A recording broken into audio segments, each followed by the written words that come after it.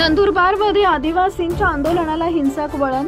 जयेश वळवी हत्येप्रकरणी कठोर कारवाईच्या मागणीसाठी नंदुरबार इथं काढण्यात आलेल्या आदिवासींच्या मोर्चाला आज हिंसक वळण लागलंय. जिल्हाधिकारी कार्यालयात निवेदन देण्यासाठी आलेल्या आंदोलकांनी अचानक आक्रमक भूमिका घेत कार्यालयातील वाहनांची तोडफोड केली.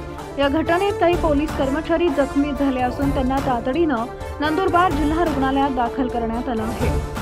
मोर्चाला आळा घालण्यासाठी पोलिसांनी अश्रुधुराच्या नळकांड्या फोडल्या, मात्र परिस्थिती नियंत्रणाबाहेर गेल्यानं जिल्ह्यातील काही भागात दगडफेक सुरू झाल्याची प्राथमिक माहिती समोर येते. या आंदोलनात तब्बल 30,000 आंदोलक सहभागी असण्याचा अंदाज आहे. घटनेत केवळ पोलीसच नव्हे तर काही आंदोलन देखील जखमी झाले. जखमींवर जिल्हा रुग्णालयात उपचार सुरू आहे, तर प्रशासनानं परिस्थिती नियंत्रणात आणण्यासाठी मोठ्या प्रमाणात पोलीस बंदोबस्त वाढवला आहे.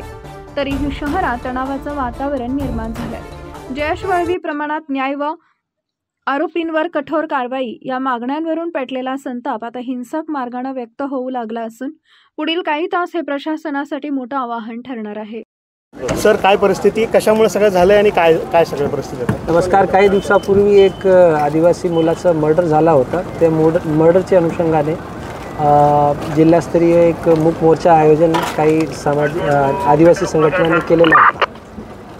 त्या मोर्चामध्ये जे काही चार्जडअप मुलं होते आणि काही असामाजिक तत्व होते, त्यांनी निवेदन दिल्यानंतर जे शासकीय कार्यालयाचे प्रेमाइसेसमधली जे काही गाडी होती ते तोडफोड करण्याचा प्रयत्न केला.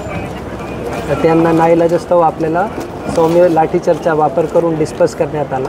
त्यानंतर जे रिटर्निंग क्राऊड होती त्यांनी दगडफेक केली आणि त्यांनासुद्धा आता डिस्पर्स करण्यात आला. शहरामध्ये सध्या शांतता आहे आणि पोलीस पेट्रोलिंग सुरू आहे.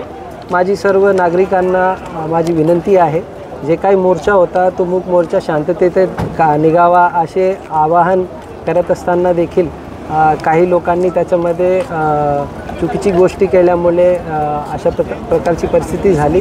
तर सर्व नागरिकांना माझी आवाहन आहे, पोलीस प्रशासनाने त्या तपासामध्ये सुद्धा काम केलेलं आहे आणि आत्तासुद्धा पोलीस प्रशासन सर्व जे काही परिस्थिती आहे त्याला हाताळत आहे. कोणी अफवावर विश्वास ठेवू नये आणि कुठल्याही प्रकारची गैरकायदेशीर गोष्टी किंवा कायदा हातात घेऊ अशा प्रकारची कोणी कृती करू नये, अन्यथा त्यांच्यावर कडक कारवाई करण्यात येईल. सर, धन्यवाद. किती जखमी आहे सगळ्या घटनेमध्ये?